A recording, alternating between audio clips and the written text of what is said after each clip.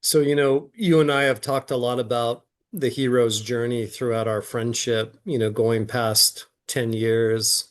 And I remember that I stumbled upon Joseph Campbell in a time when I was going through a lot of transition in my life in California with the military and a breakup and things like that. But there were a couple of quotes that really sort of pulled me in and made me drawn to his work. And the first one is, he says, the hero's journey always begins with the call to adventure. One way or another, a guide must come and say, look, you're in sleepy land. Wake up. Come on a trip. There is a whole aspect of your consciousness, your being that's not being touched. So you're at home here? Well, there's not enough of you there. And so it begins.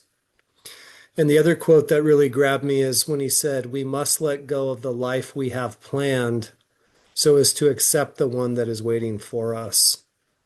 And the hero's journey for me has always been sort of a map I've used in my life to give it meaning, particularly in times when I'm going through circumstances that are really tough. I have to step back and say, all right, I'm on an adventure right now. What is the meaning that the universe is trying to put into my attention? Yeah, in school, we have a couple of examples that we're typically exposed to that might fit the hero's journey, like the Epic of Gilgamesh, or a lot of people are familiar with the story of Odysseus in the Odyssey, Homer. Um, Hollywood, too. I know the Star Wars saga was all consciously based around the hero's journey. Um, but you and I have talked about Castaneda a lot, and he has some quotes about how important the warrior's mentality is for taking that journey.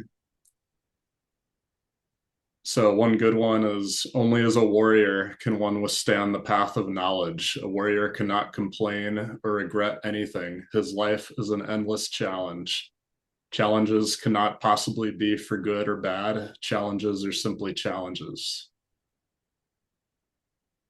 And that's an interesting point because I feel that both Castaneda and Campbell, they reframe strife and tough times as opportunities for growth and for tapping into potential that you don't realize is there. And it's very different than the culture we're in right now, where there's just a lot of victimology and there's a lot of finger pointing. But for me, the hero's journey is always about you have to turn inward and start with yourself. You have to start with your own introspection, and you have to be willing to go into a place that's uncomfortable because a true hero's journey is going to make you uncomfortable. You could look at a divorce, you could look at a death in the family, you could look at a child who gets diagnosed with, some sort of ailment or special need, and your life shatters. For a moment, your life can absolutely shatter. But the hero's journey is that story that we're all living in our own way as our own hero that really starts to bring you out of that victim mentality and brings you back and more aligned to that warrior consciousness that you just mentioned. Yeah, I think the victimization in our culture right now, it's so prevalent. And it is a good thing to acknowledge and, call out, name injustice.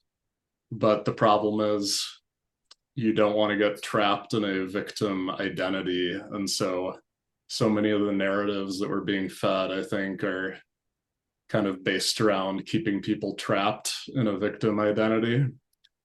And what people really need, if you really want to help groups that need help, is I think empowerment of some kind, and that's what the hero's journey has to offer. To your point, there's a lot of talk about awakening. We hear that, or you read about some sort of an awakening, or there's a great awakening that's unfolding. And I like that Joseph Campbell talks about, he says, you're in sleepy land.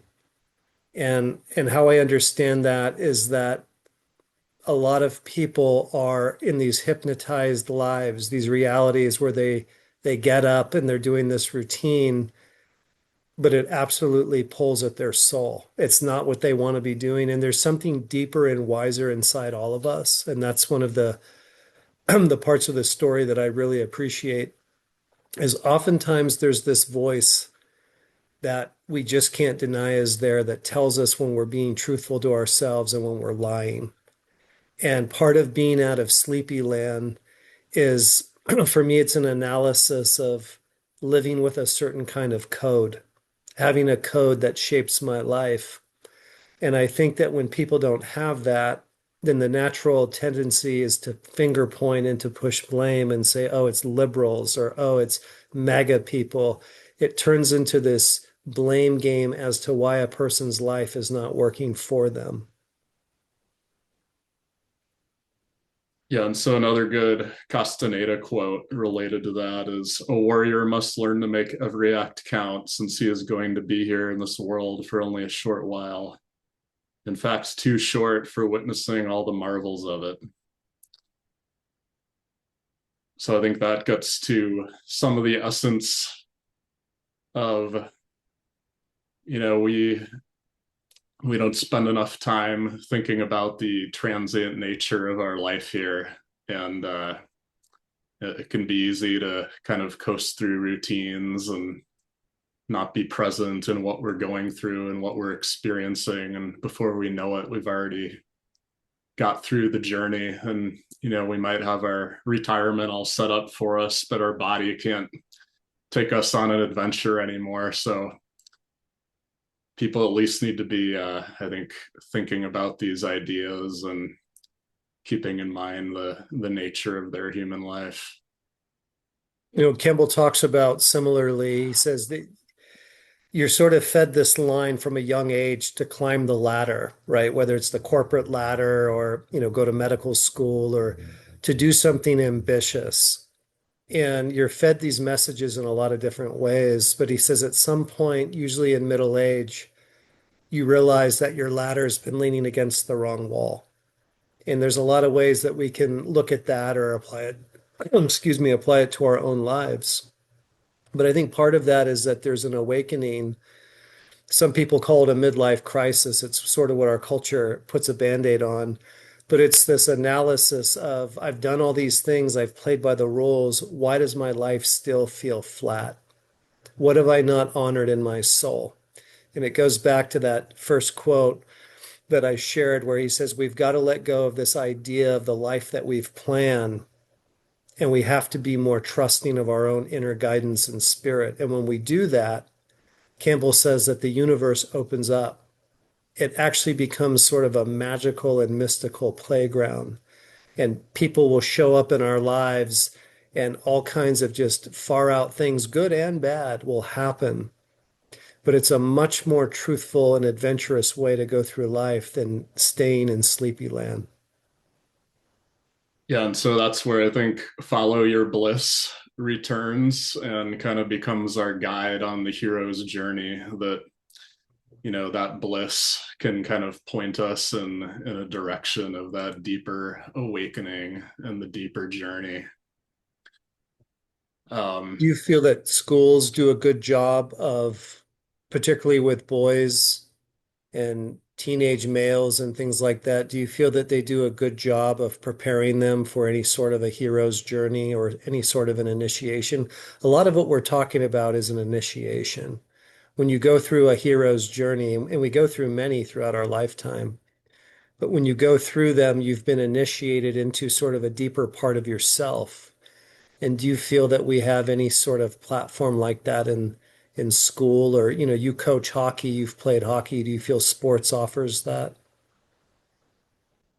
yeah, I mean, sadly, yeah, sports and fraternities and maybe the church, you know, we do go through these rituals and initiations that offer some shared meaning as a part of a tribe, but I think they're lacking that kind of deeper symbolic meaning that we're talking about, because part of the issue is the context. And so we live in a culture that's very focused on this materialist reality and often doesn't like to acknowledge any kind of a spiritual identity whatsoever. And so all those rituals can kind of fall flat or feel a bit empty without that greater context and awareness.